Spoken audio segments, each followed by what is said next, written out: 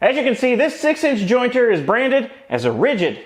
It's orange. And that's simultaneously important and doesn't matter. Before I ended up purchasing this jointer, I was looking at the 6-inch jointer offerings from Grizzly. At the time of this recording, the 6-inch jointer with a straight knife cutter head from Grizzly goes for $825, while the helical cutter head version goes for $1,250. This rigid jointer sells new at the Homey Teapot for a comparatively cheap $600. But despite the immediate savings, I didn't want this jointer. Because it's cheaper, I saw it as somehow an inferior product. Because more money equals more better, right? But obviously, I ended up purchasing this thing anyway. Because TTI, the company that makes Ryobi, Rigid, Milwaukee, Hoover, and a bunch of other tool brands, owns a line of factory outlet stores called Direct Tools, which I frequent and maybe have a problem with. And one of the times I was in my local Direct Tools, this jointer was on the showroom floor being sold as an open box item or whatever for $500. And it just so happened that the very day I was in there, there was a store-wide 20% off sale. So I bought this jointer for $400. Significant savings and less than half the price of the equivalent model from Grizzly. And after I got my new jointer home, I found out my fears of it somehow being an inferior product because it's cheaper were totally unfounded. Because the 6-inch jointer from Rigid is the same jointer made in the same factory as the 6-inch jointers from Grizzly, Powermatic, Shopfox, Jet, Carbotech, and a whole host of other brands. All those different brands offer that jointer with different stands, paint colors, knobs, cutter heads, accessories, etc. But the actual jointery cast iron bits are all the same between the brands. But because the specific jointer I got is sold by Rigid, it came with 3 downsides. For one, it's orange. 2, it doesn't have a mobile tool base, it just sits there. And 3, it doesn't have a helical cutter head, which is something I very much desire. But the good news is, those are all things I can fix myself. And that's what we're going to do today. So join me! The mobile tool base part of it is easy. I just bought this no-name universal rolling base from Menards, assembled it, and it works great. But this is not the first one I tried.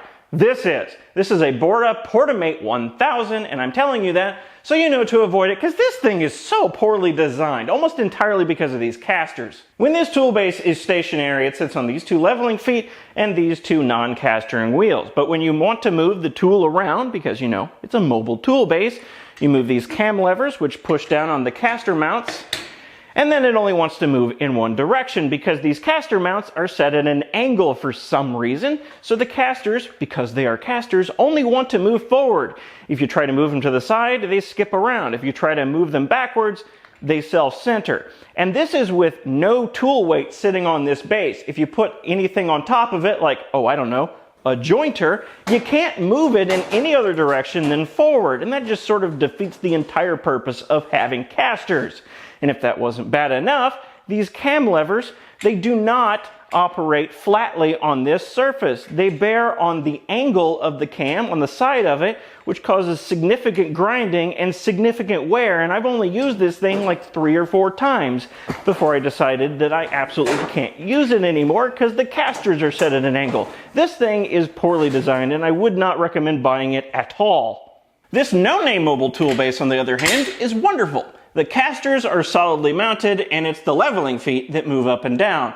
So the caster mounts will always be parallel to the ground, allowing the casters to swivel freely, you know, like casters are supposed to do, and the cams bear flatly on the surface they push against, which in this case is the top of the leveling feet. And for some extra lubricity, I threw some axle grease in there as well. This thing is wonderful, but I can't recommend it either because for whatever reason, Menards discontinued it. And to get 2 of them, I had to buy the last one in stock at 2 different Menards. So, I'm sure this is just a white-labeled, mass-produced Chinese factory product, so I'll try to find an equivalent to it on Amazon, and I'll link to that in the video description below. The next thing to do is to decide where in my shop my new jointer is going to live. Here. And now that I've decided that, I need to run dust collection pipping to this general area.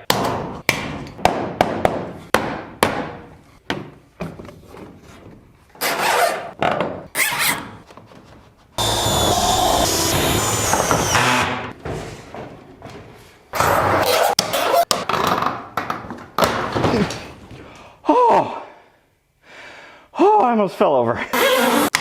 Yay, no falling this time.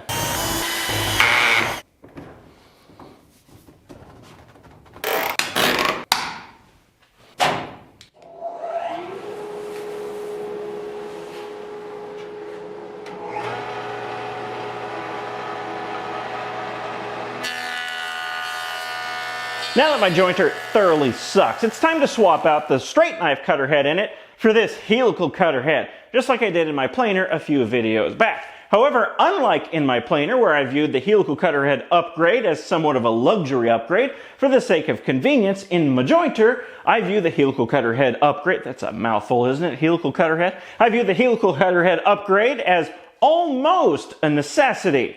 And by the way, the helical cutter head that I will be installing in my jointer is a Lux Cut helical cutter head that was generously sent to me by the fine folks at mywoodcutters.com at no cost. Go check them out. There'll be a link in the thingy down below the video. If you're looking for how to install this cutter head, I made a separate video for that and I'll link to it in a card.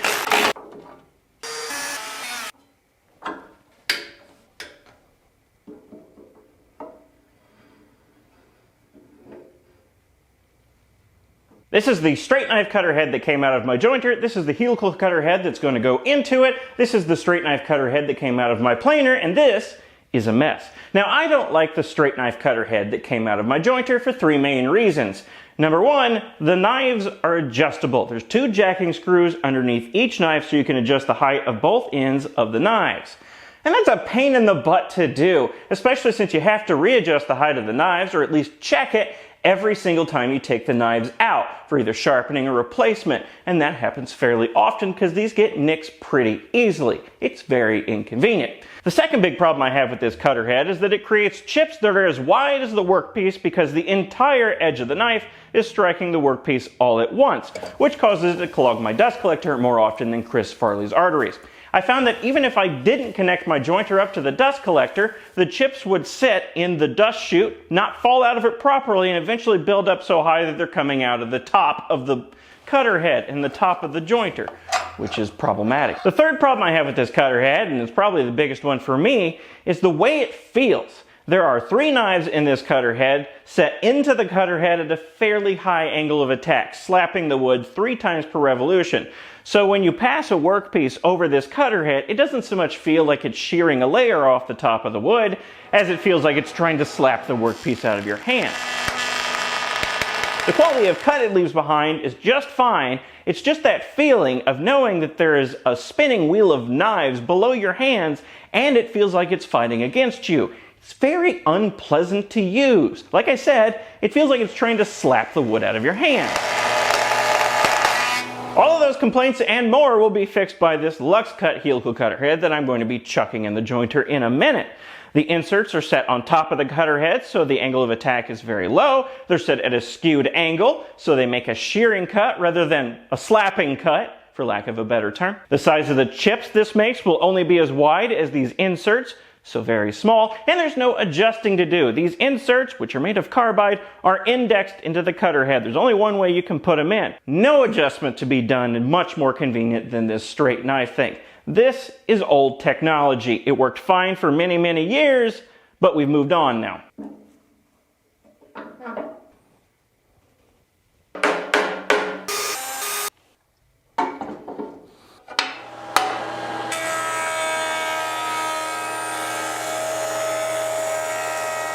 Well, that transformed my jointer.